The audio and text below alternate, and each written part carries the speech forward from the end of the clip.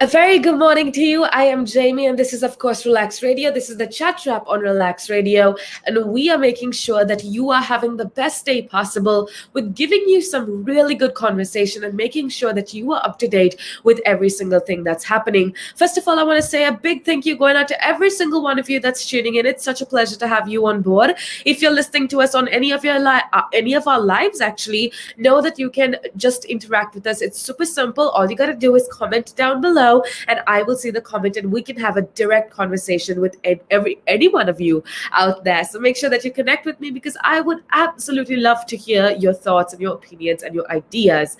Now, with that being said, we have a lot to talk about today, just because there's a lot of things that happened in the weekend, during the weekend, yesterday, that I want to keep you updated with. So make sure that you keep it tuned right here on Relax Radio. More importantly, today we're going to have some very interesting conversation, because we are going to have a friend of mine, Sammy, join in, and we are going to be talking about the current state of the world, and especially how we as a country in the UK are progressing with COVID-19 amidst the pandemic, right? And we're going to be talking about how life has changed since last year and how everybody's adjusting to life with COVID-19. Now, those are some very interesting things we are going to be talking about, and I definitely want to know what you as a person, you as an individual experienced, okay? So if you want to share your experiences, your personal experiences, and you want to make your voice be heard, all you got to do is make sure that you connect with us. That is by commenting down below if you're listening to us on any of our lives, or calling me up on 07852 Now, with that being said, before we get on into the serious conversation, I want to talk about something that I think is absolutely important, and that is this concept of forming a habit. Okay, I feel like every single one of us have at some point in our life tried to form a new habit, tried to become a better person, tried to cultivate a new resolution in our lives, right? But I know that it's one of the most hardest things to do, to stick to a new habit that you formed. So let's talk about how to form a new habit successfully. Even if you think this is not going to be important in life, let me tell you otherwise, okay? Because I feel like at the end of the day, the habits that we make essentially make our lives. So if you have a lot of negative habits in your life, and if you're doing nothing about them to try and change, your life essentially is going to be negative.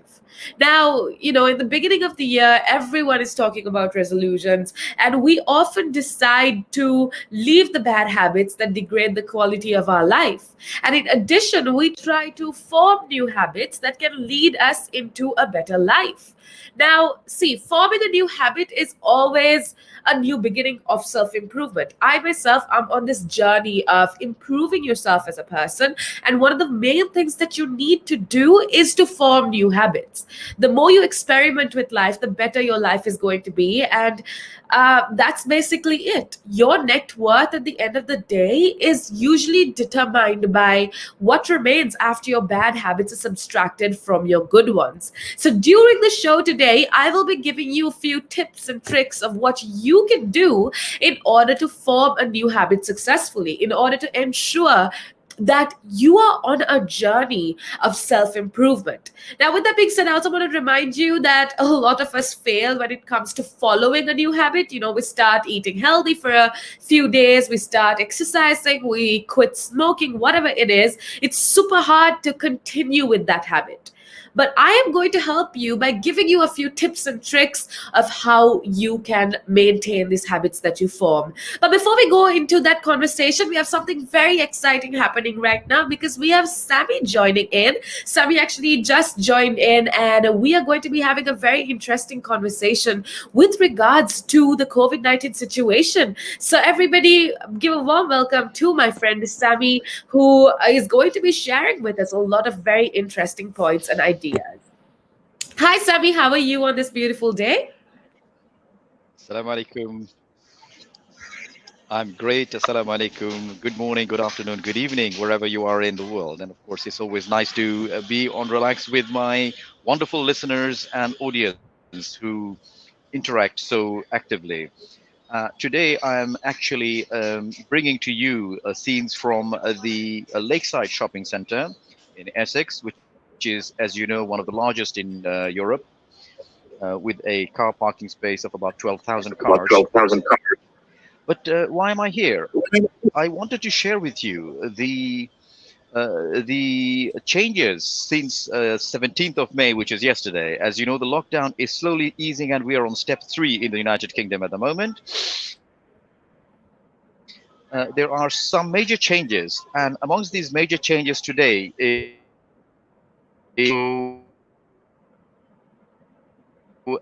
we are a restaurant or a cafe or a pub or any venue where the food is served, and it may be up to a group of 6 people from 2 houses.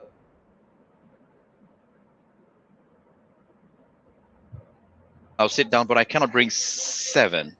I cannot bring 6. So the total should not be more than 6. So it's still good because people were not allowed to dine outside. And I'm going to show you now a bit of this is I'm in one of my that's the view inside now where people are all in seated and enjoying a coffee or a drink. And of course, I have not left myself out, so I have got mine as well handy. But I will be enjoying that. But now, what is the difference? Of course, it makes a very positive change for people being able to come out. You know, we are social beings. Human beings are social beings. We are not meant to be locked up. Isolated. Sort of a sense of identity when we are with our fellow beings, when we see each other.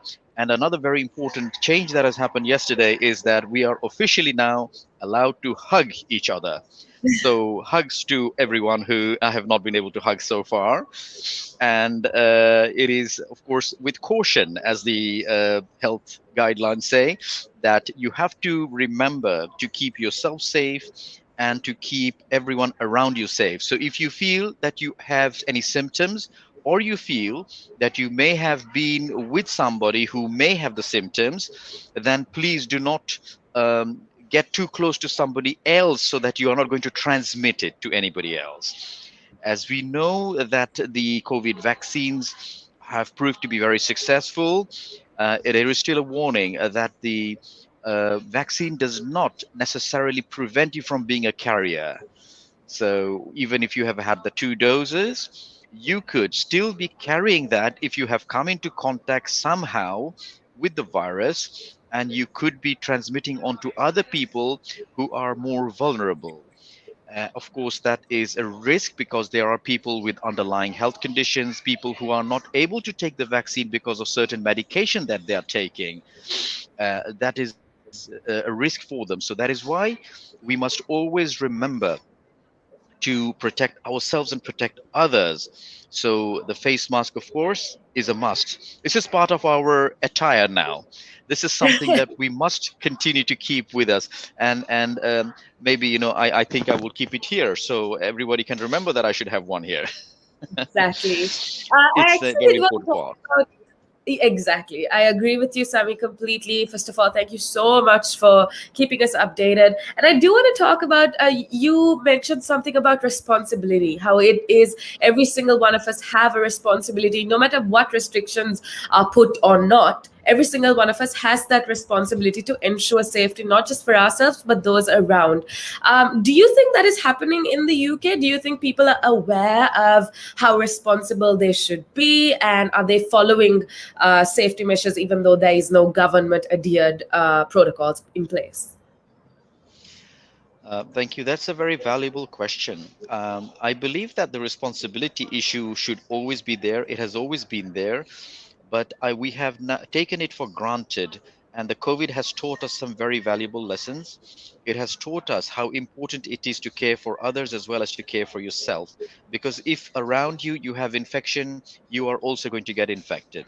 And it is very much like saying that, oh, well, my children are not into drugs, so I'm not bothered. But then you need to think about a society that is getting corrupted. If the society is corrupted around, it is going to start infiltrating, and this is very much just like a virus. So everything is very similar. If there is poverty around you, that poverty may not affect you today, but it may affect you tomorrow. So I think it is very important that we realize that we need to look up to one another, and this responsibility, thankfully we have a lot of responsible, I think the majority of people are very responsible, and they do sort of show respect to others around. You will find a few minority, and that is human. That is only going to be the case. Maybe some people are forgetful, they have forgotten their masks, and it happens. But how prepared are we? And this is very important as well, that the establishments, the shops, the offices, the institutions, the places that we visit actually have the facilities. So if you've forgotten a mask, they would have one available for you to use. There may be a charge, but a majority of people are not charging. I mean, there are shops and stores who will insist that you may not enter unless you have a mask. Now, the question is, does everybody have to wear a mask? The answer is yes, except if you have certain illnesses. So if you have any breathing problems that you are not allowed able to wear a mask because of breathing issues, so those exemptions may be there.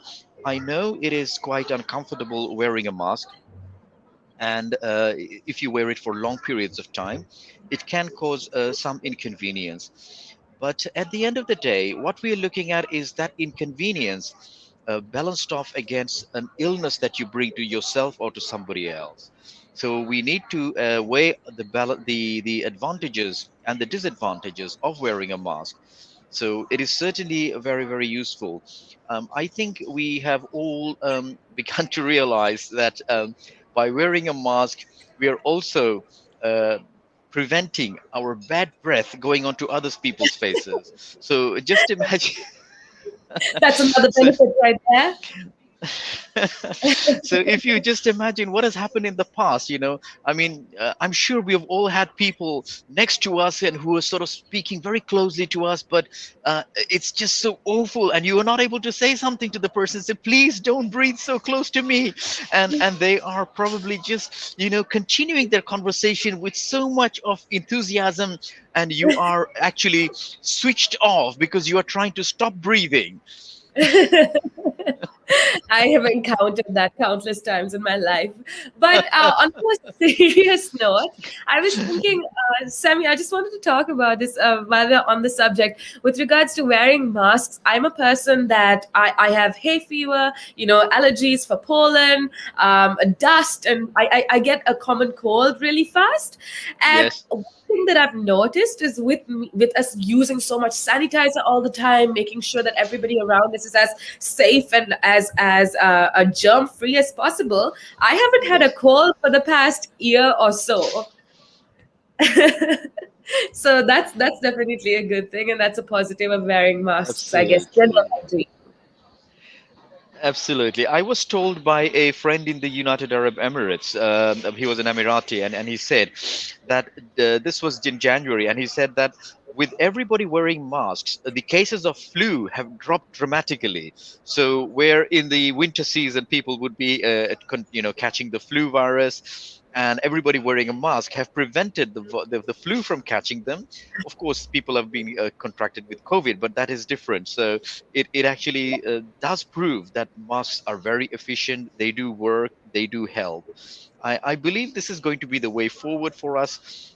We are all now accustomed. Masks have become a fashionable item as well.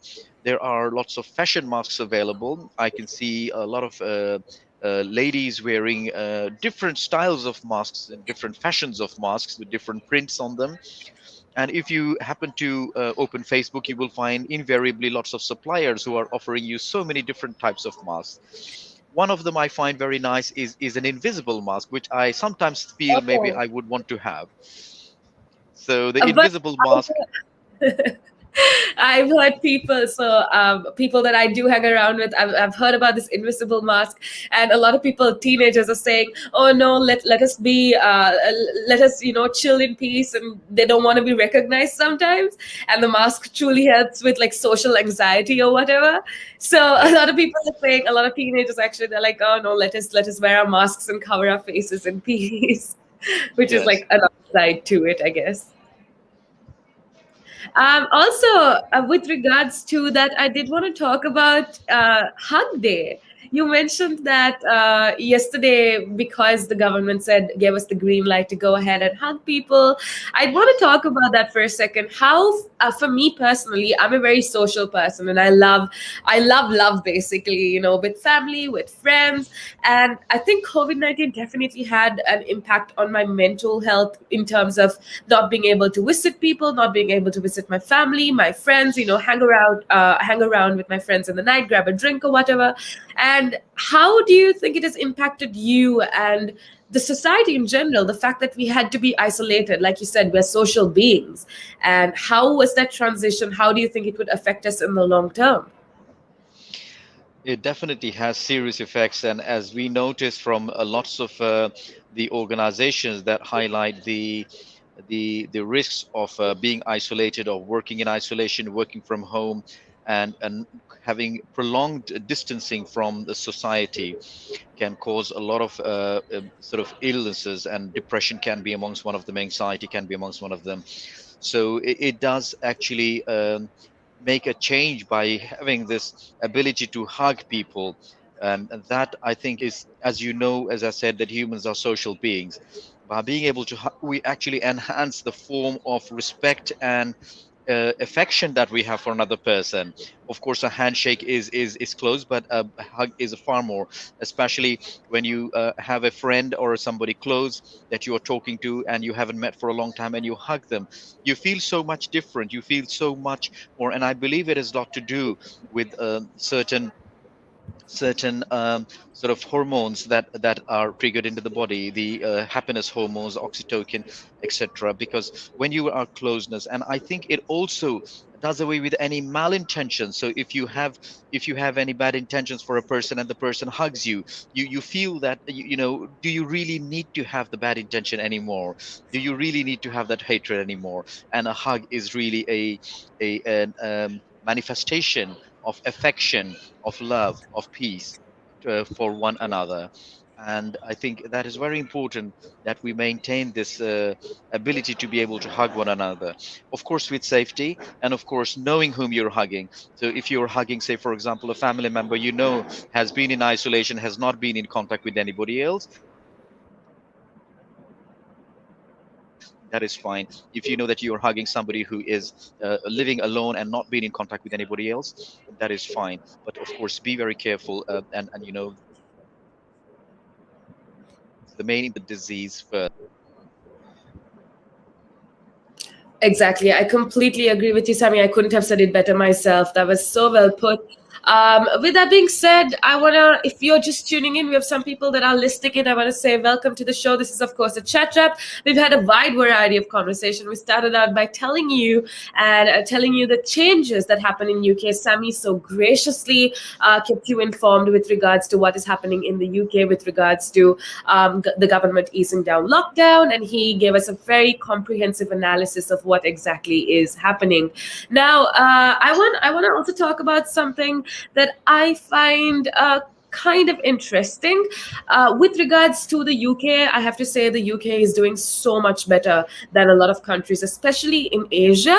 What exactly is your take on, say, countries like India? I know this is getting a bit factual now, but I do want to know, at least our listeners would love to hear your opinion, Sami, with regards to, see, countries like India, countries, especially developing countries, they have a very hard time or tough time getting their hands on the vaccines, right? With regards to healthcare, there's so many issues. With regards to the transmission of oxygen, there's so many issues. What do you think that we as an international community should do, or what should the listeners really know about how they can help with the situation, or how our country can help with the situation to ensure that not just our country, but the entire world as a whole has access to healthcare and is living a standard of life amidst COVID? First of all, I'd like to pay respects to people who have passed away from COVID all around the world. And of course, our prayers are for those who are affected, who are infected, who are recovering, and who are in intensive care units. And of course, for those who are passed away, our prayers as well, that they may rest in peace, and that their families may come to terms with the loss that they have faced. It is, of course, a very difficult task for losing a family member, and the global situation has made it very apparent that anyone can be affected and infected and can lose their lives out of COVID. Now, first of all, when we talk about the Indian subcontinent, we talk about Pakistan, India, Nepal, Bangladesh, Sri Lanka, and all these countries along there. I think with the greatest of respect, I believe the governments have failed to bring along the awareness project into the people. I think it is more about awareness than anything else. I take cognizance of the fact about vaccines, the availability of vaccines, but you may be aware that there are about 4 million vaccines have been wasted in India, and these have been wasted, and this is factual information from the press, that these were wasted because as the government was rolling out vaccines to different districts, they had rolled out more than required, and these were not utilized. Now, first of all, as I said, awareness. The awareness is the most important tool in fighting off this uh, disease, and in fighting off other diseases as well, any other communicable disease. So the awareness is lacking. So people have a misconception that by having the vaccine, they will get killed. There has been a lot of rumors going around that these vaccines have been prepared to kill off the poor people so that there will be less poor people, and it will remove poverty. So this is a government ploy, and this is some of the rumors. I mean, there are so many various rumors, so many what shall I say, conspiracy theories that have been created by lots of people. I don't know. They may be politically motivated. Their hatred. Their you get a lot of people around the world who are crazy in some way.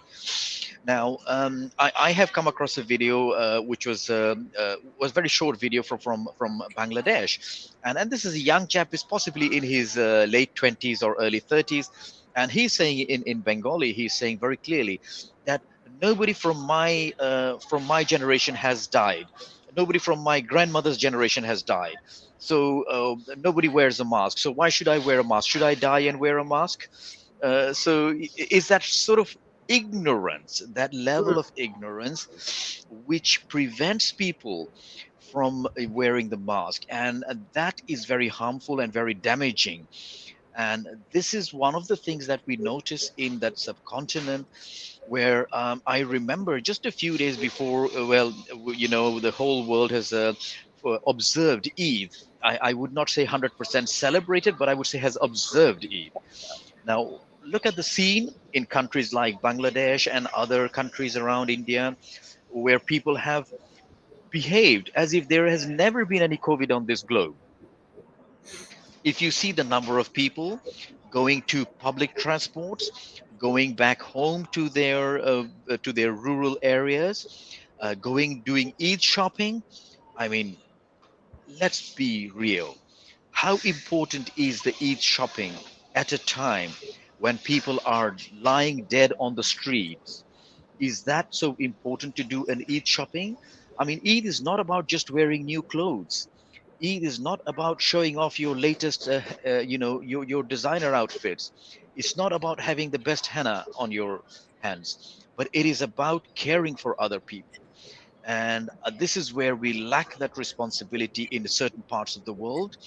And I would certainly say that the authorities, the administration, have a moral duty to ensure that people are aware of it first of all, rather than that having the vaccine. And again, having the vaccine is also an awareness. We know for a fact that the vaccine will protect you from the severe infection, and we know that people who have had the second dose can still be infected, but that means they are safer by having the vaccine. They are 80% more safer. And this is, I'm not a medical expert. This is what the experts have said. This is what the manufacturers of the vaccine have said. This is what the governments have said, that if you take the vaccine on the second dose, you may get COVID, but your chances of survival are a lot more. So the chances that you will end up in intensive care with a ventilator are very low. And that's the whole purpose of the vaccination, So that although we know the COVID is not going to go away altogether, but it is a way of preventing the COVID. It's just like if you think about smallpox, we never could get rid of smallpox. If you think about these other various illnesses like yellow fever, but it has been a worldwide campaign to reduce the number of infections, and that's what it's all about. Right. Thank you so much, Sammy. Your knowledge is, I don't know, I learned so much because I wasn't aware of the facts and figures that you brought out. And I feel like that essentially makes you more aware as a person about what's happening in the world. And I'm so thankful to you for sharing your knowledge. I know the situation right now is not ideal because you are in a coffee shop or whatever, but I am so thankful that you're willing enough to share all of this information. I'm sure everybody listening in appreciates it so much. With that being said, before we move on to a little bit more conversation, I want to remind everybody that's listening in that you can join in on the conversation. If you have a question towards Sammy, Sammy would absolutely love to answer. I hope Sammy would love to answer the question. Absolutely. Absolutely. Absolutely. As long as I can enjoy my coffee, first of all, in peace. You can definitely go ahead and do that, Sammy. All right. So, anyway, if you do have a question towards Sammy, if you do want to talk about something specific, if you want to share your experiences, I want to remind you to go right ahead and do that. We actually do have one person that says education is the ultimate tool of development. Right. So, that is Anna Ulla. I hope I'm reading your name right. She says that education is the ultimate tool of development and that she agrees with you, Sammy, which I think is absolutely true as well. Education, like you said, awareness, education is most definitely Absolutely. the tool for to beat this pandemic that's going on and to deal with all development issues as a whole. But that kind of brings me on to the next question. I'm again thinking of developing countries like India, like say countries in Africa that have barely any access to facilities like we do in the UK. We have so many facilities where it's super easy for children to actually educate themselves, and everybody has access to say social media or news networks, whereas that's not the case in most of these developing countries. They don't even have electricity, keep aside having social media or whatever.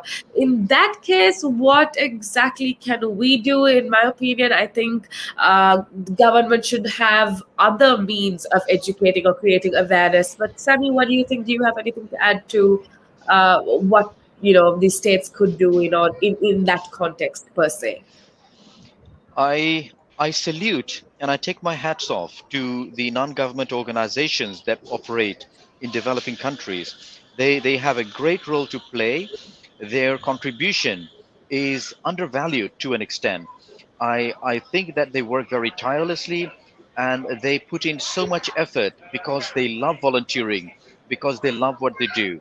And it is very important that if the government does not have the resources in human resources in reaching out everywhere, I think it is very important that they actually engage with volunteers, with the non-government organizations or the NGOs as they're called. I mean, looking back into very many years ago, I remember where Bangladesh had the overpopulation issue, and of course, the contraception was as taboo. As in a lot of countries, a lot developing countries, and the United Nations, along with other bodies globally, had helped bring this under control. And I know there are similar issues in China as well with the population boom in China. So it is not, what I'm trying to say is that it is achievable, it is possible. When we're looking back into families where there were at least 5 or 8 kids or children, and that has now been brought down to 2 children per family, or maybe even one child in a family. So you can look at the dramatic transformation. It hasn't been easy, it has taken years and maybe decades, but that awareness has certainly worked. And that is what we need to do. We need to work. If you look at poverty alleviation, poverty is not going to go away, but the NGOs working together in trying to bring some some form of a charity, some form of an ongoing charity that helps revenue generation. So supporting people by getting farms together, maybe, and it's a very small scale. If you look at what charities have done, it has even been like buying a family a few chickens, that the chickens can lay eggs and they can sell the eggs, and then they can hatch the chicks, and then they can have more chickens and they can sell more chickens. And it's it starts as a small. You don't necessarily have to this is what a lot of doing. And I say salutes to these charities who are working so tirelessly to support the community. And we, as members of the community, have a moral duty and obligation to support these charities or these organizations wherever possible. Of course, it is very important that you check whom you are donating to, but once you have made your checks, you know that who is effective, you know the work on the ground, you can see the results from the charities that have been working over the years. You make a decision. Sometimes we do get a lot of, especially with the social media now, we do get a lot of requests from people who claim to be doing charitable work. It's very But it important turns that out to be we a hoax. that's correct. You get the odd same picture circulating, somebody saying we're giving out winter blankets, we're giving out food.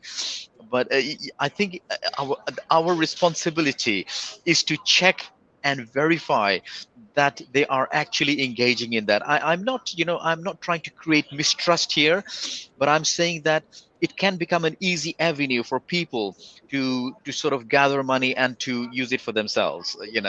So that's something that we, as responsible donors, we need to ensure that we are putting our money for donation for good causes into the right places. So definitely the governments, coming back to your original question, the governments are able to work with volunteering organizations and allow them to disseminate this information, this create this awareness. It's not about beating people up with sticks in the streets if they come out without a mask, and it is actually about educating people. And when I say educating, is to make them aware of the difficulties. It's again, I think, with a bit of caution. I know there have been incidents of people giving out masks to people in the street, and the masks have been sort of already dubbed with some form of a chloroform. So then their bags were taken away, their mobile phones were taken away. I'm not sure if you're aware of that. That has I happened am as well. not aware of that. That sounds crazy though. Wow. So it just shows that the criminal activities are always there. They're always looking for an opportunity. These are criminal opportunists who are looking for a way out into any situation. So that's something we need to be aware of as well, and careful that you don't get a mask. That is why I would say get your own mask, keep one handy, keep a second one handy, because if one gets damaged or affect or sort of infected, then you can use the second one. I mean, I always carry two around. I carry one for the outer, and I carry one for the inner. So the outer Extra one, precaution. yes, it is extra precaution as well. And remember that people like myself who wear glasses have that extra difficulty of the glasses fogging up, the glasses steaming up from when I'm breathing, and it just becomes so difficult. And just to remind everybody that it is apparently illegal to drive with a mask in the UK. The police can do that, but not other people like us, because the risks are that if I am driving and my glasses steam up, then I will not be able to view correctly and I will lose control of my car. That is why it's an extra burden, which means when I get into the car, I have to take my mask off. When I'm getting off the car, I have to remember to put it back on. But I guess So, everybody faces inconvenience like that. So, like Sammy said, it's not just us that's facing inconvenience. Every single one of us that has to wear masks. absolutely. It's not easy, but it's No. definitely something that we need to do. It's our social responsibility to do it. Like you said, beginning, not just for our benefit, but for the benefit of those around us as well. Sami, I'm sure you're exhausted. You've shared with us a lot of interesting facts, so much valuable knowledge. I want to say thank you. Hopefully, we'll see if we can get you back after a break, maybe. But I'm going to let you Certainly. enjoy your coffee for a bit, because if it's possible for you, we'd love to have you again, and I'm sure everybody listening in would absolutely love to have a bit more conversation with you. So for now, thank you so much, Sammy. It has been such a pleasure having you on board. It's a great pleasure, Jamie. I'm going to join everybody back again with some more information about travel advice from the UK that has been changed since yesterday. So I'll be back after the break. In the meantime, everybody stay with Relax.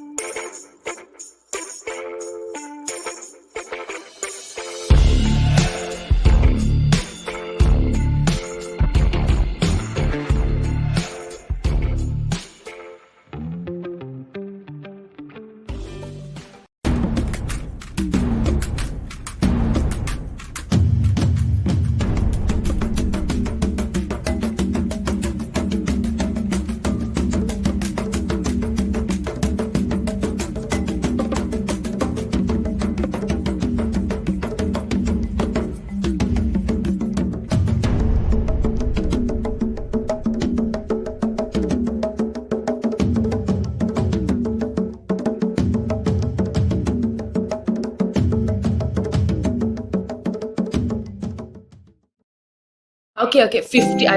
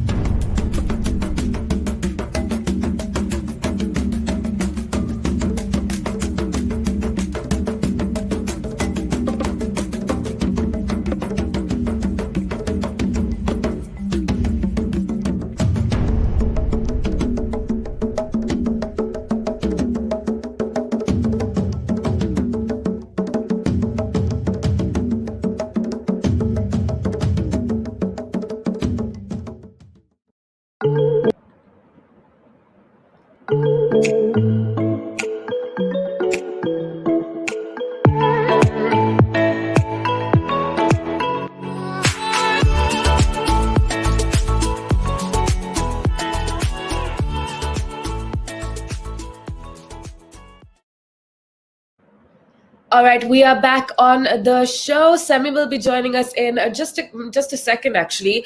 But before we go into more interesting conversation, I want to remind you to download our app. It is available absolutely free of charge on iOS and Android. So make sure that you download our app so that you can connect with us and that you can always take us with you wherever that you go. Also, we've been having some very interesting conversation. We've been talking about not just the UK, we've been talking about the world in general and what is happening with regards to the pandemic and the world. And if you want to share your thoughts, share your opinions, all you gotta do is if you're listening to us on any of our lives, you can comment down below. And when you do that, we can have a direct conversation with you, which is absolutely super cool. So make sure that you connect with us and share your thoughts and share your opinions because we would absolutely love to hear from you. With that being said, let's welcome back on the show Sammy. He is being gracious enough to actually join with us and share his very wise knowledge with us and, keep us informed regarding what is happening. So before we get on into the conversation, thank you for being a part of the show, Sammy. It's such a pleasure to have you on board.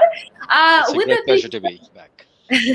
Thank you very much, Sabi. Now, you said you did want to talk about travel advice per se. What exactly do you have to tell us? What do you want to share with us? Up to the 16th of May, as you know, the United Kingdom, anything but essential travel has been banned. So anybody going on holiday up to the 16th of May would have been breaking the rules. So it was illegal in a way to travel up to the 16th of May unless you had a valid reason, unless it was essential. Now, what was essential? The essential, of course, they were all listed. And for everybody who is listening, always do check on fco.gov, and this is the Foreign and Commonwealth Office site that gives all the information for people in the United Kingdom who want to travel outside and who want to return to the UK, or people even from other countries before they enter the United Kingdom, what they should check during these COVID times before they enter the United Kingdom. It will say whether they are allowed into the UK or not. So the rule of the essential travel has been in the past if somebody was traveling abroad because they had a property and they wanted to rent the property or prepare the property for sale, then they were allowed to travel. Funeral, then it was permitted. It was essential travel. But if you wanted to say, well, I'm just bored and I want to go and have a holiday, it was not allowed. It was illegal to do that. And there was a form up to the 16th which needed to be completed. And this was an online form which needed to be completed, and it needed to have your name, your date of birth, your email ID, your phone number, and of course details of which country you were traveling to and why you were traveling to. And you would have to keep a screenshot or print this and keep it handy, so if required you would have to show the authorities why you were traveling. So if you didn't have this, you could be fined substantially. So it was like bringing a responsibility onto the people traveling, so that people would not travel unnecessarily. When they say unnecessarily, I mean, of course nobody travels unnecessarily, but it is like, we travel because we love to travel, we love to discover, we love to sort of have a change of environment, we like to have a change of weather. I mean, thankfully today, of course, as you know, the weather is very nice and shiny here. It's a bright day. But we always like to go away to warmer temperatures. We love to, especially when it's winter, especially when the weather is so gloomy. There is nothing like waking up to a bright sunny day in warm temperatures and having being able to enjoy your breakfast under the sunshine. So that, of course, is what we in this part of the uh, Western Hemisphere, in the colder climates, we miss, and that is why the travel is so important for us, especially in these cooler climes, because we want to go away for a break, we want to go away for a short while, we want to go on short haul holidays, especially the Mediterranean. So countries like Cyprus, Malta, Italy, Spain, Portugal, we have who enjoy better weathers than us in the United Kingdom. We like to the short flight, about 3 hours, and we like to go there and enjoy the weather. So in force now from yesterday is that we are allowed to travel, but with caution.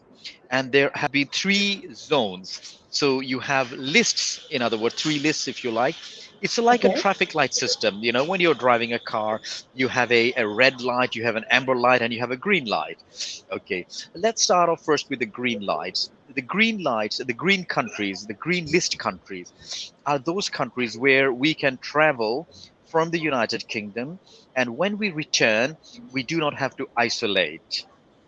Mm. So, because those countries are considered to be safe countries where the rate of infection is extremely low, and they are considered to be safe where their vaccinations have, uh, the population has been vaccinated to a very large majority, then they are now placed on the green list.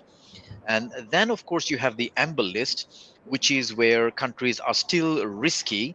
And when you return from those countries, you will need to take one PCR test before you return, and then PCR on day 2, another PCR test on day 8.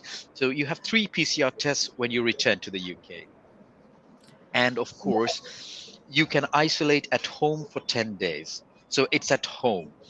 And then you have the red list countries, for which unfortunately Bangladesh, India, Pakistan are part of, including with other countries, Philippines. Then, of course, you have United Arab Emirates, Qatar, and a few other countries in the world. So that list is growing. It's a very long list of red list countries. When you return from a red list country to United Kingdom, first you have to take a PCR test before departure, and then you have to isolate at a government approved hotel for 10 days 11 nights, and that costs £1,750 per person at the moment. Wow. So if anybody is returning from, say, for example, from Bangladesh at the moment, or from India or Pakistan, Philippines, at the moment, they would need to pay for in advance the hotel quarantine, which is 1,750. What happens when these people arrive at the airport is they are then separated. So, depending on which country they've arrived from, they are separated at the airport, and they are brought to the hotel by the hotel transport. So they are escorted all along. There is no option to run away. You have to follow the transport and get into the hotel. And it's very much in isolation. It's like a hotel prison, if you like. The only difference is you are not in bars, but you are in the hotel room, and you just got the four corners to yourself. And apart from that, you are supposed to be in the room all the time. You cannot come out of the room to start walking in the corridor, because you might sometimes feel that, oh, I'm a bit tired in the room, I'm a bit bored, can I have a walk in the corridor? No, you can't. You can go for a smoking break of 10 minutes. You're taken to the car park, so somebody will escort you, take you to the car park where you can smoke if you are a smoker. And if you're not a smoker, well, maybe you can walk for 10 minutes in the car park, so in the open space, but you cannot walk around in the lobby or in the corridors when you're feeling bored. I mean, sometimes, like when you go to a hotel, when I feel, well, the room is probably a bit too claustrophobic, I'll just have a walk around, but you can't do that. So it is very restrictive, and it doesn't help. This is only for people who are stuck and they have to come back. I mean, we get this question every day from people who are traveling, and they say, well, what happens if I come back from Bangladesh? I said, yes, you can. You can come back from Bangladesh, India, Pakistan, but you will need to face that 10 days hotel quarantine. And believe me, I have had a taste of being in a hotel room when I was in the United Arab Emirates earlier this year. I was COVID positive, and Okay. I had to spend almost 10 days in a hotel room by myself. But fortunately, I had a room with a balcony and a beach view, so I could sort of literally watch the sea from my bed, and I could leave the window open, and so it was different. So I must admit, I've been very fortunate from that point of view of being able to enjoy the sea view. Well, to an extent, of course, I had the illness and I had medication taken for that, and I had an experience. I had a first taste of what it is like to be in isolation, and at that time I was only communicating over the phone only with essential phones, so no social media, nothing else. And I wasn't asking everybody for, I wasn't telling the whole world that I was infected or I have positive. I wanted just to be in peace and to be supported by very near ones at that time. But Wow. yes, Yes, thankfully, that alhamdulillah. uh, I wasn't aware of that, Sami, but I think if you're comfortable with it, I think a lot of people listening would absolutely benefit from knowing what you went through, your personal experiences with regards to isolation. You said that you had no social media, which, me being a millennial, me being a Gen Z, actually, which sounds impossible to me. But what exactly, what helped you occupy your time? What did you do? And yeah, I absolutely love to know. Excellent. Well, when I say I didn't have social media, is that I had access. I didn't want to. I didn't feel like I wanted to be part of the social media, because it is. I think it comes into priorities. When you are unwell, you don't think about everybody else. You think about yourself, and that is a priority. And I think there is nothing wrong with that. That is very important that you recover, that you actually take care of yourself at that time. And the social being only comes in when you are well, in good health, and you want to be with others, you want to engage, and you want to share your happiness with other people. But when you're unwell, you want to recover. And of course, I was sleeping at all odd hours. All I was doing was eating and sleeping and having my medication, and doing my prayers, and that was all. Occupying my time is I was sleeping quite a lot, and when I was awake, I was communicating with family, and of course, my prayers, keeping it in engaged with my prayers. So my time was well spent. I would not regret my time. I was able to sit down and reflect. It was very lonely. It can be very lonely, especially if you haven't got any members who are supporting you all the time. And it is very, very important that you have people who understand, who are able to support you virtually, because nobody was allowed to come near me. Nobody was allowed to visit me. But of course, there were friends and well wishers and families who were able to send food items to the hotel that I was isolating in. Remember, I do not live in the United Arab Emirates. I was there on a work assignment. And during that time, despite all the protocols that I followed, I'm a very OCD person. I'm very careful. As you can see, I keep two masks with me. So I have always a gel.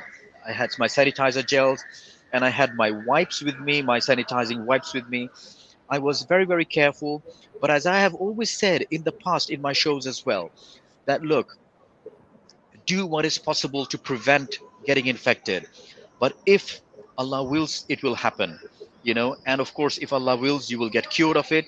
And if Allah wills, you will die of it. But there's no escaping. This is a virus that does not discriminate between rich and poor, between young and old, between black and white, between a politician or a simple person who is a street cleaner. It does not differentiate between anyone who is fat and thin or beautiful and ugly. It will go for anybody and everybody. It is how we protect ourselves. And of course, we have to place our trust in our supreme creator, Allah, that if we are infected, then if we can, if Allah wills, we get cured. Of course, we have to take the medications or the necessary precautions wherever possible, drinking plenty of warm water, taking the inhalation, and the steam inhalation is very, very helpful. So it is maintaining all the safety protocols and following all the guidelines in trying to fight this. But you also have to rely that not everybody's human biological body is able to fight this disease sometimes. When it gets too bad, it can get into the lungs, and then it can be very fatal. And that's when people start having breathing difficulties. They need oxygen, where their oxygen saturation drops below a certain desired level, below 90% oxygen saturation. That can become very, very difficult. I have friends who have experienced breathing difficulties, who have needed oxygen support. So I'm very thankful to Allah that I did not need any oxygen support at that time. I was very quiet. I sort of accepted that I was was infected, and that it is the will of our Creator if I am to be recovered, that it is only possible if our Creator wants me to recover. And Alhamdulillah, I'm thankful. Everybody's prayers were there, and of course, our Supreme Creator's mercy that I recovered from that. But the experiences were, to an extent, I say, very lonely. It can be at times, it can be, you can have a fear. You can get a fear within yourself that, that you may not recover. And all along, but I did keep very positive, and I said, I place all my faith and trust in Allah. Whatever happens is going to happen by His will. I will do my part. I will continue to do my part in taking the medication on time, in taking the warm water drinks, adding the turmeric, the fresh turmeric onto hot water and boiling it and drinking it. So whatever remedies that have been suggested, prescribed, I have followed, and I'm still smiling. Ah, that's all that matters, huh? So if Sammy, anybody who is out there infected, I would say, don't give up hope. Don't be desperate. It is what it is. Look, end of the day, none of us going to live forever. We all know that we are going to die at one point. Nobody wants to accept this fact. It's a sad fact, it's a sad reality. But death is guaranteed for us all, except that we don't know when and we don't know how. But we all know that we will at some point have to face that reality of leaving this world, whether you call it a wonderful world or a terrible world, whatever you call it. But we've all got to go, and it is being very positive and saying it is what it is because it's not in our hands. We do our part in maintaining the safety protocols and taking the medication wherever necessary, but you've got to place the rest of the trust in our supreme creator, Allah. Semi, that actually brought me to an interesting line of questioning, and that's with regards to spirituality. I realized that for you, you've had some terrible experiences in the beginning of the year, and I'm so sorry you had to go through that.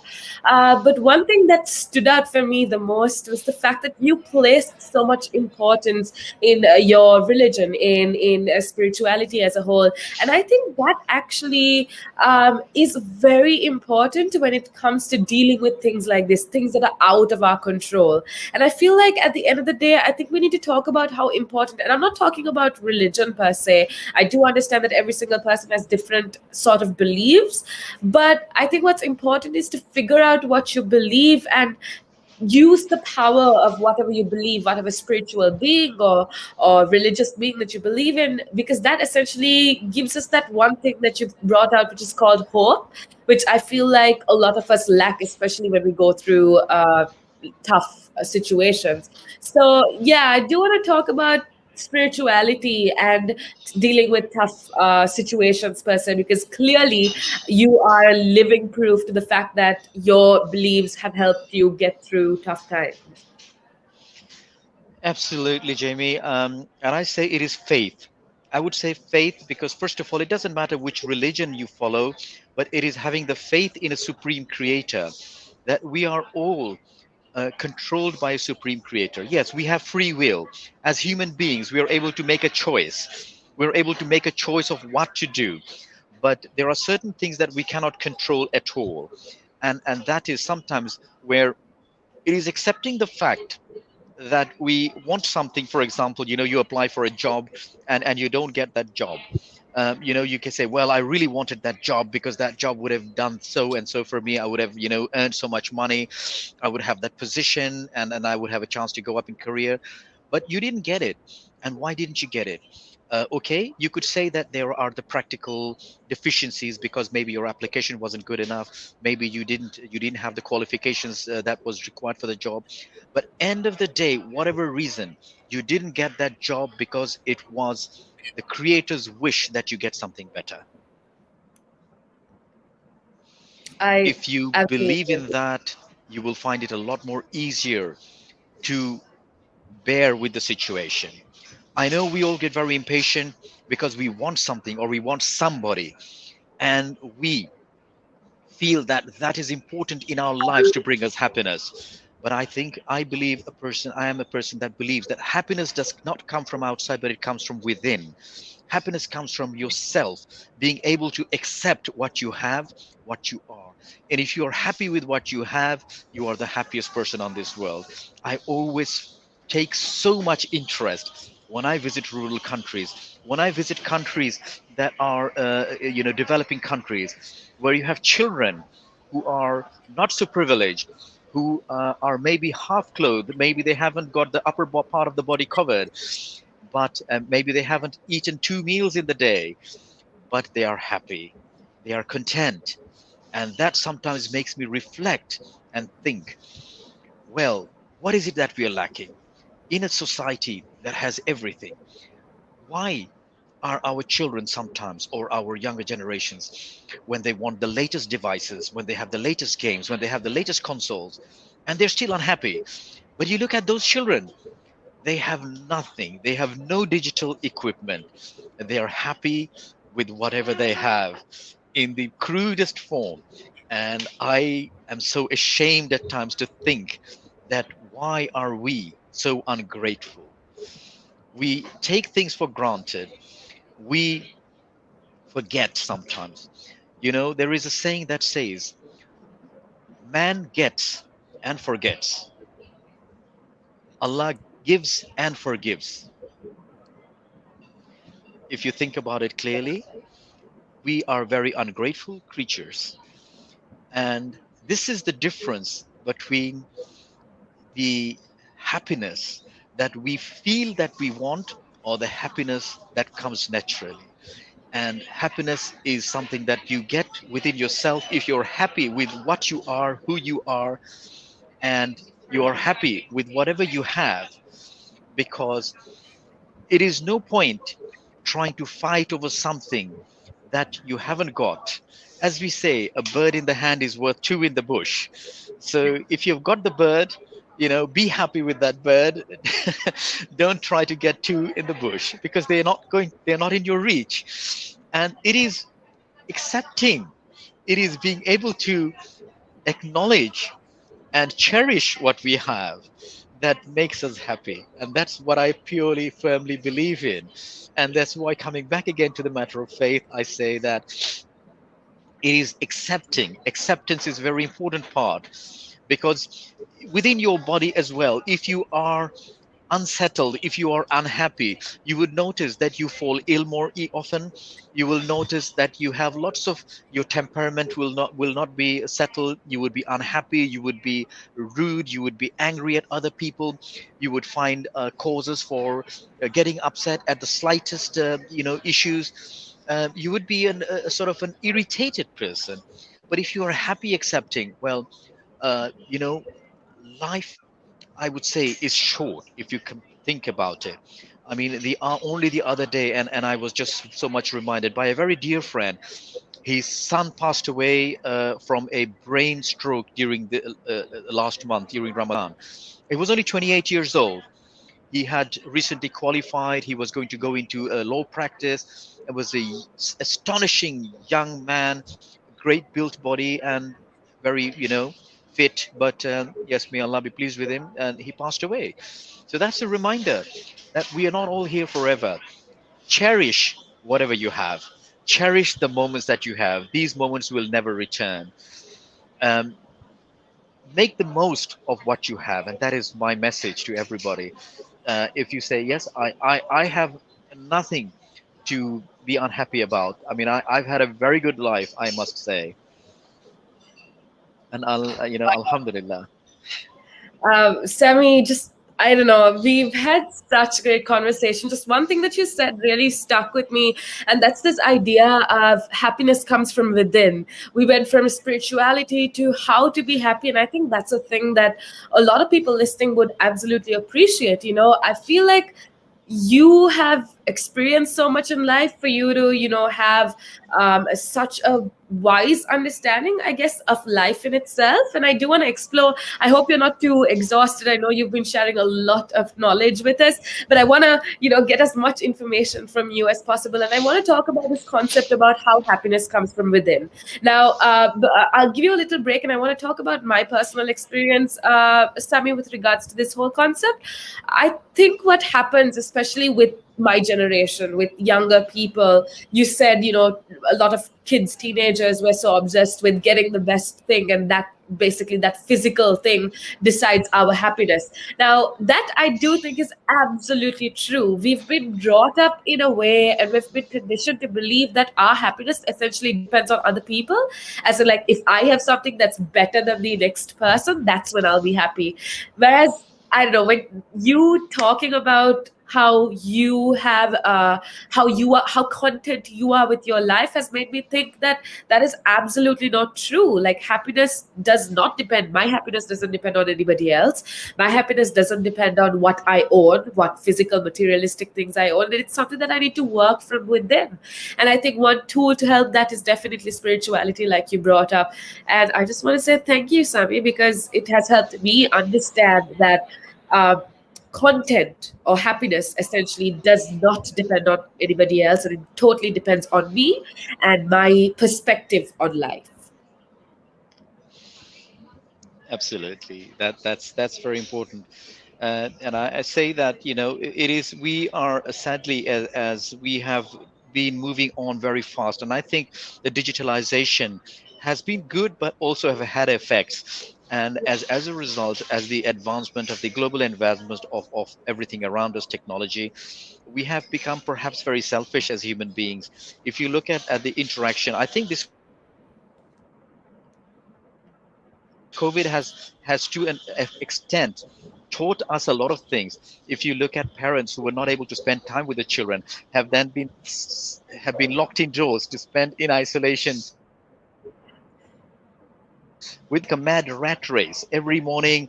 Wake up, run to work, drop the children off at school, go to work, finish work, do the shopping, come back, mother picks up the children. It has been a rat race. And this COVID has been like a reset button. It's just like when you reset everything, it goes back to zero. And I think that is what the COVID has taught us to an extent, in being able to appreciate what we have around us, the families. I have seen so many friends who appreciate what it is like to be surrounded by their children or the young ones, what it is like to be able to spend quality time with the children, because it has been very superficial, very artificial. It has been just like, okay, I'll take you out on the weekend, we'll go shopping, or we'll go watch a match, or we'll do some sort of football together. But it's been like so regimented, so mechanical, and that has changed. People have learned to appreciate that the presence of the family, and that is what matters the most. And that has been missing for for a large number of years. Even now, as of course in the United Kingdom, with the rules being easy, is still saying work from home if you can. This is something that was not imagined in the past. It was like you have to go to work, you have to be in the office. And you know what is happening now, of course, as you know what is happening, a lot of companies, a lot of large companies, and a lot of government organizations as well, they are looking at the possibilities of reducing their expenses by having a huge office building. Now, office buildings, of course, are expensive to maintain. They cost a lot of money. They take up a lot of space. They use up energy. They're not very good for the environment. Um, it is useful to go to an office, but it is a balance that is coming in now, where the companies are offering their employees to work from home. Now, remember that working from home does not necessarily mean that you work less. You could actually be working more. I, Oh, as a exactly. person, I have been following this practice of working from home for a very long time, and as thankfully as my industry allows me to work from virtually anywhere in the world, it is something that I have been doing for many, many years pre-COVID.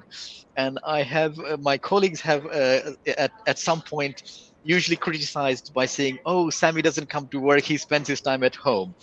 But they sometimes have failed to notice the amount of work that Sammy does from home, because uh, what happens is on a usual working day, I know that I don't have to drive an hour to get to work.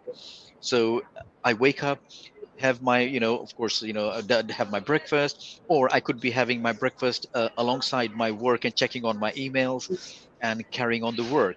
So at that point, if you think about the number of working hours that I put in when I'm working from home, could be far greater than the number of hours I've worked when I get to the office. So if you look at comparing that, when I get to the office, after an hour's drive to the office, I need to get myself into that frame of mind, and this is for everybody. I'm sure it happens with everybody, because when you come in, whether you've taken the underground or the public transport or you have cycled, when you get to work, you need to settle down. And that settling down can take a while before your mind starts to click in and you start to have optimum level of performance before you're able to operate. But whereas if you're working from home, your mind is already switched on. You didn't have to travel, because that disruption of having to travel from A to B or A to B to C is not there. So employers are actually getting better value by people working from home. And that, of course, means that whether they are actually, now then it comes into a matter of responsibility, whether the people who are working from home are doing their level best.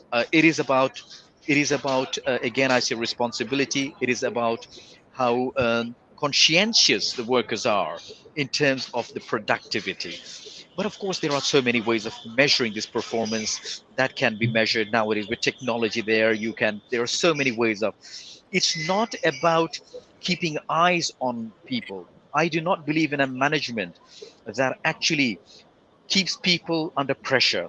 I believe Mm. in the style of management where people are given the responsibilities, they're made accountable for what they do, and they are made answerable if anything fails. So I'm more in that style of management where I do not believe that you come in sharp at 9 o'clock and you leave at 6 o'clock, that you are performing. No, performance can be, you could come in late and you could leave early, but you still have the performance. It's about how much you feel that the company you work for is owed what you should be providing them, because that And I company think is paying you the salaries. exactly. And with regards to that point, essentially, I think, okay, me as a person, I'm most productive when I love what I do and when I believe and when I give it my all. As opposed to if somebody's forcing you and saying, do this, do that, that essentially isn't as productive as when the employers themselves want to give it their all and want to put in all the dedication and responsibility. And I think that's the kind of work culture that we need to cultivate. And I think with COVID-19, that could have helped in certain industries where people started understanding that with regards to life as a whole, we have only one life and you need to do what you love in this one life that you have, because life is so unexpected. And that's definitely one thing that I learned with regards to COVID-19, and I'm sure you agree as well. Absolutely. I agree with you 100%, Jamie. Passion. This is something I say all the time when I teach travel and tourism modules to my trainees, that you must have the passion for whatever you do.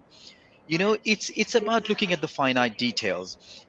Don't do something just because you have to do it, because you're just going to do it sloppily.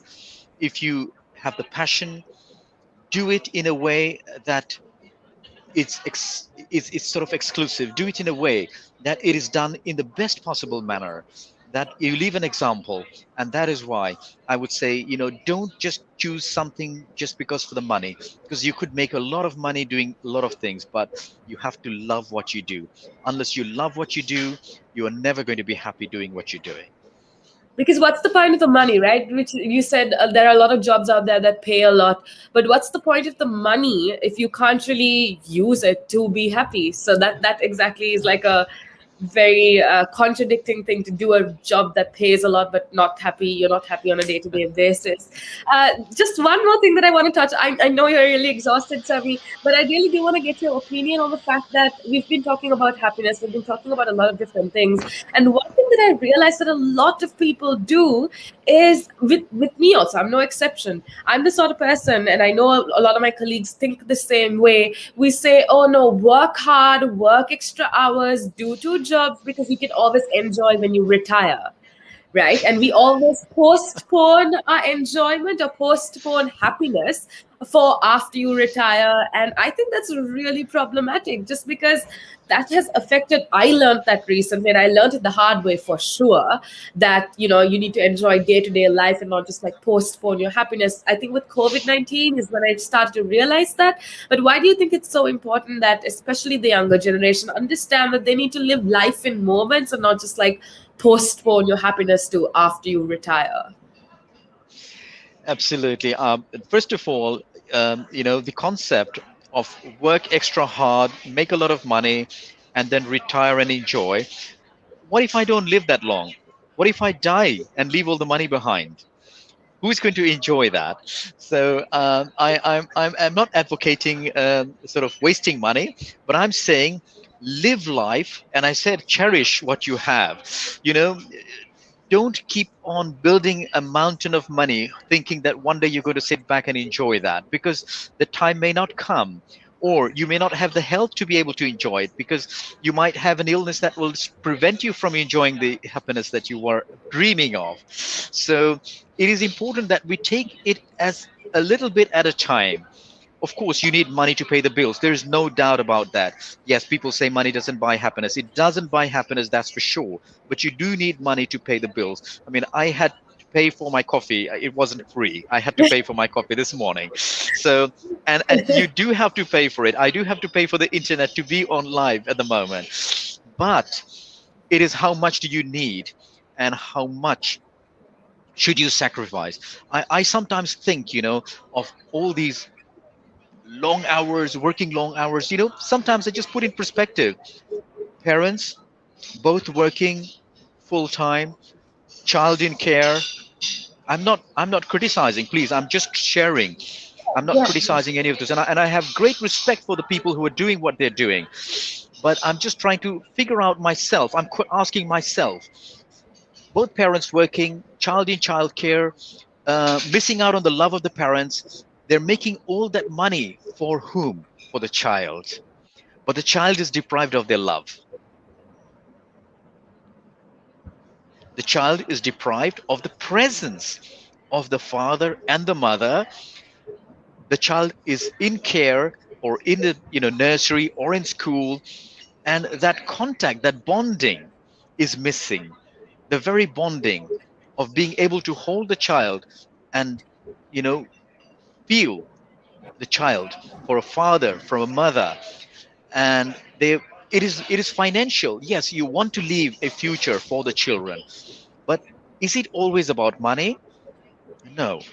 It is not always about possessions. It is not always about getting the latest consoles, or the latest toys, or the latest gadgets. There is the human interaction, which we have been missing out on in a lot of cases. A lot of children have been missing out.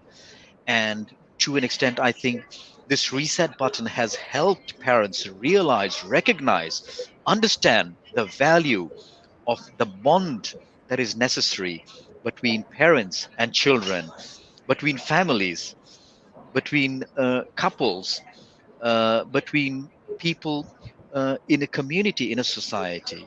So it is, of course, very important to get a balance. That balance is individual for every family. um, it's not for me and you to define that balance. Everybody knows I'm not in their shoes. I cannot speak for other people. People have their own experiences. But people have to be realistic. Do I really need to do that? You know, like if you think about, we've been sitting at home, not being able to go out, not being able to for up to an hour and a half before you could enter the superstore to buy your necessities, your bread and butter and milk and etc. At that time, what were we doing? We were sitting at home and placing online orders. We were patient because we knew the order could take 3 or 4 days. So imagine you are going to get your bread, your milk, and your essential supplies in 3 or 4 days' time. But we were patient. We managed. We managed because we planned around it.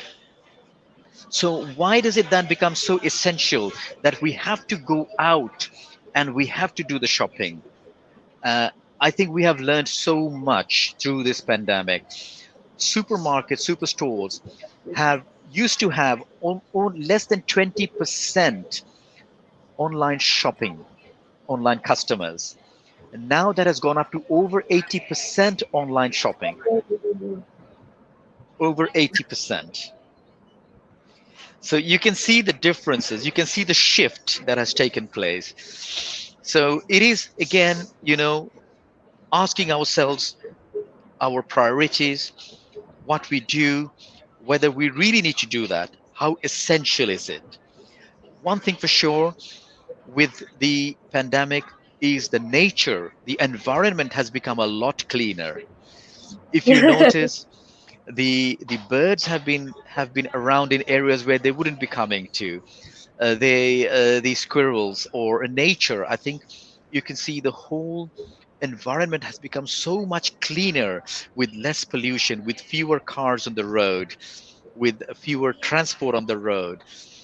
So there has been a massive change with the environment. It has become a lot cleaner, a lot better. The carbon footprint has reduced with so much less pollution around. See, that's what I like about this conversation that we're having, Sammy. I just wanted to point out, and I'm sure people listening in would have noticed as well. You, better than me, you know exactly how terrible the pandemic is because you experienced it firsthand. But what I love about the way you bring out facts or you bring out your ideas is the fact that you always seem to find this positive aspect of things. Even with COVID-19, you said, yes, it's been really hard, but you've also told us about how it's been an essential reset system and how it has helped the environment and whatnot. And I don't know, for me, I think with this conversation, I've learned that no matter how horrible the situation may be, it's important to have that positive outlook because there's always positive in everything, and it's just your perspective. And I don't know, for me, with you talking about everything that we've spoken about today, that has genuinely been a reminder to me, and I'm sure everybody listening in also is very appreciative of this kind of attitude that you have towards life. Absolutely. Yes. Thank you, Jamie. And I think I have always been a person with a positive outlook.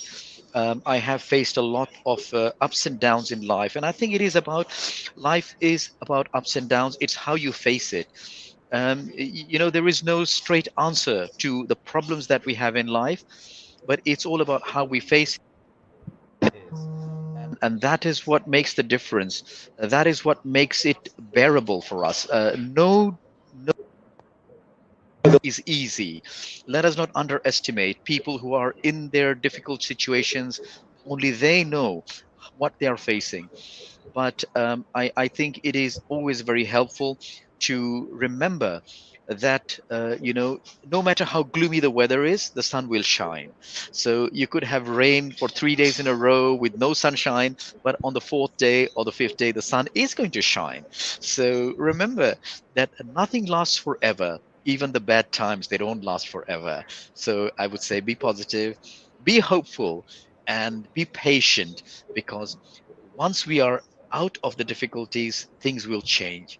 And of course, even the Holy Quran, it says, "Innamal yusri usra," I say, after hardship comes ease. So there is always ease after hardship, and a hardship will not last forever.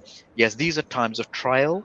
Hardship comes as a trial upon us. It is about how we manage it, how thankful we are for the difficulties that we face, how much we appreciate what we have.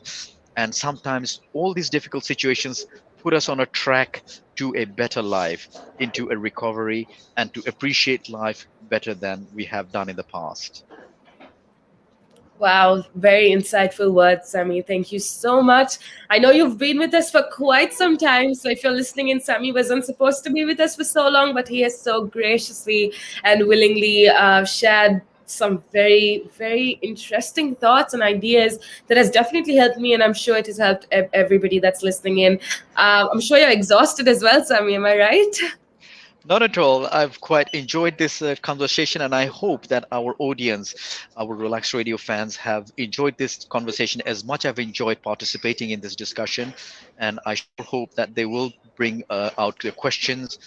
We have not received any phone calls so far. Perhaps they are still half in bed, or perhaps they are still wondering what to do. But as I say, that don't be shy. Pick up that phone and give us a call.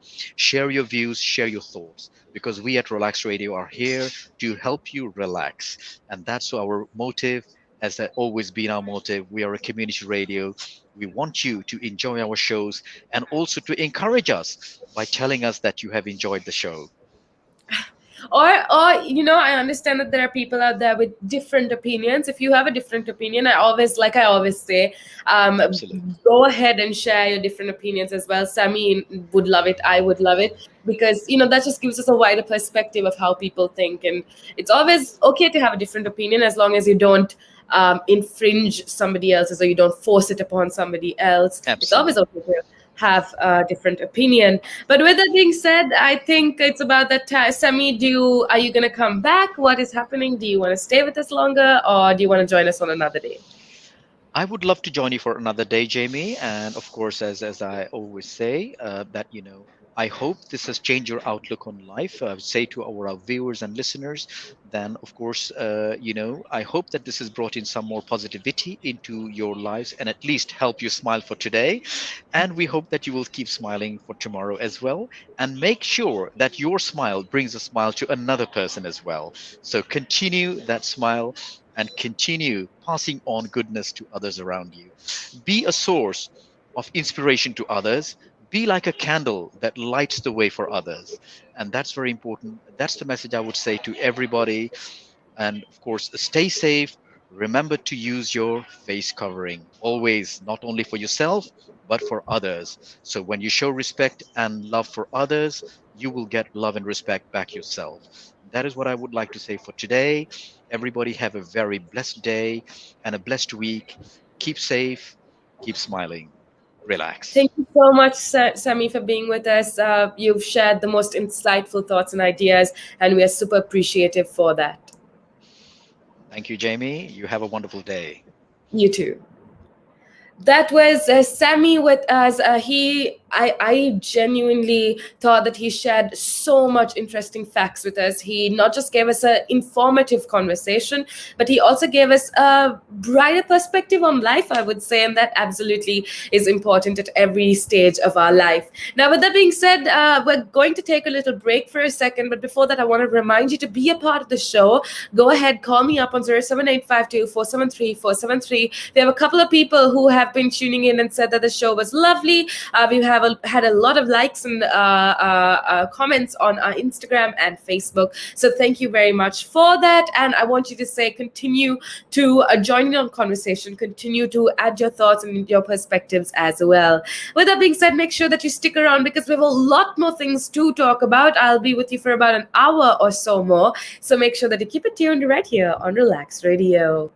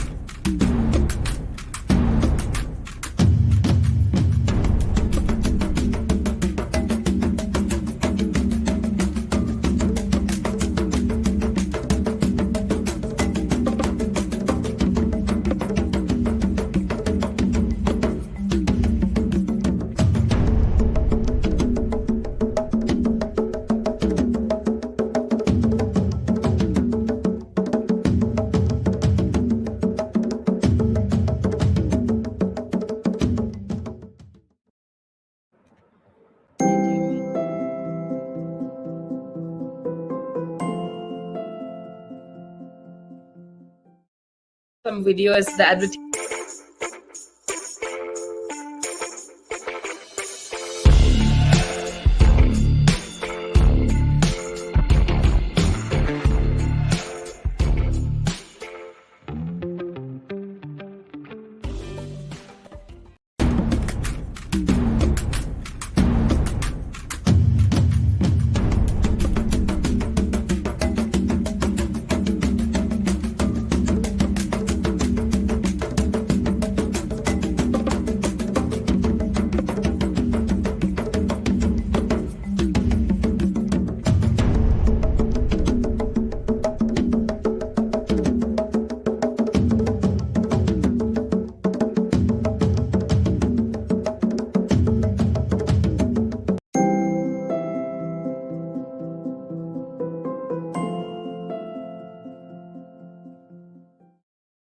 I think, and that helped a lot because it all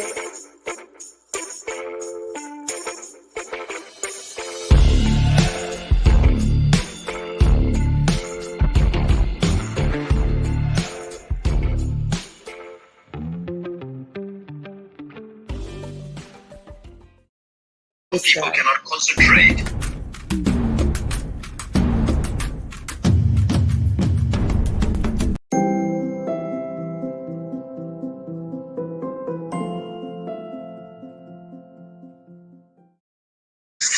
And of course,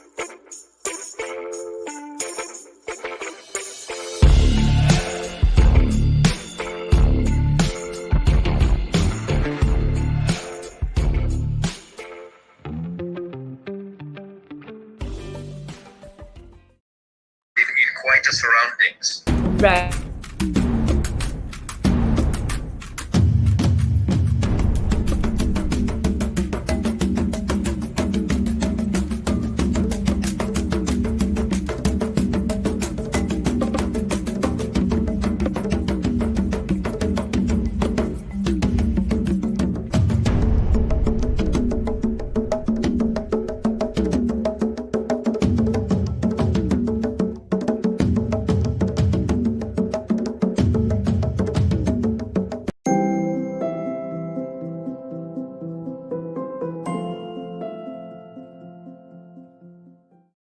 Does make a big difference.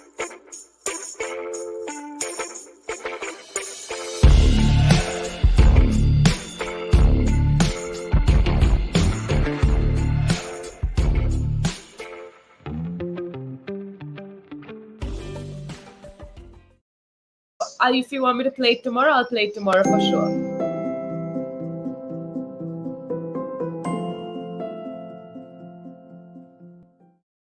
You wonder how many viewers have we had today?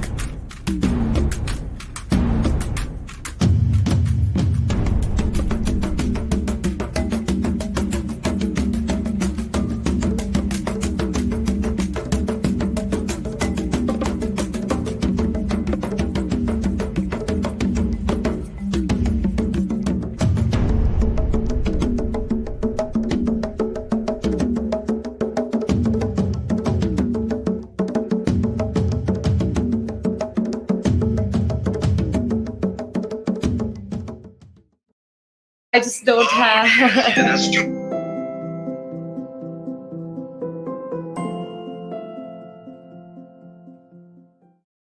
To do all of that. Okay, so what I want you to do is I want to share that on the Facebook as well. So do you want to send me the, is this on the Relax Radio page now? It is. Just have a It quick is. look. It Our is. show. It is on Relaks Radio.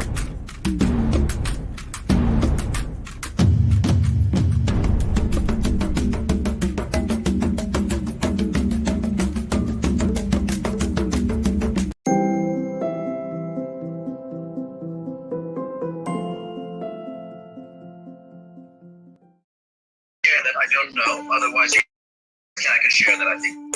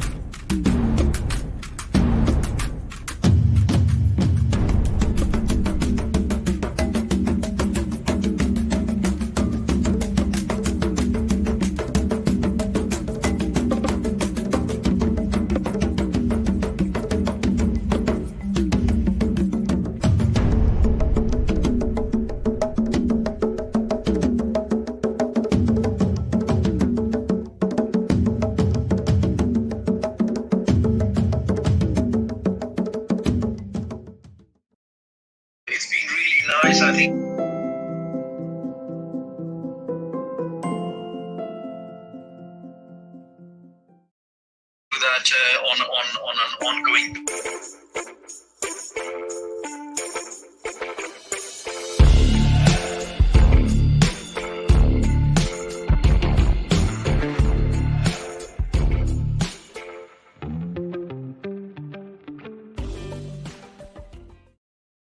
From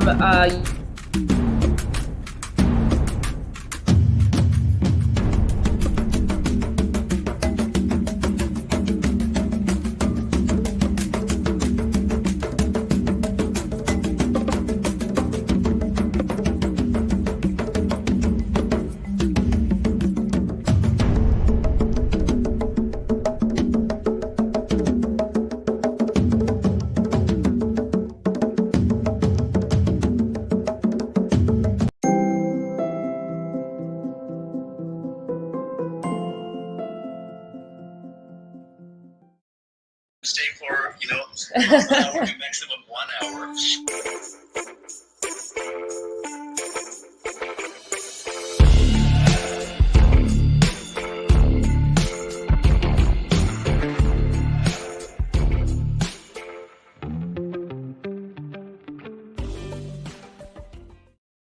But Sammy, I just want to say thank you so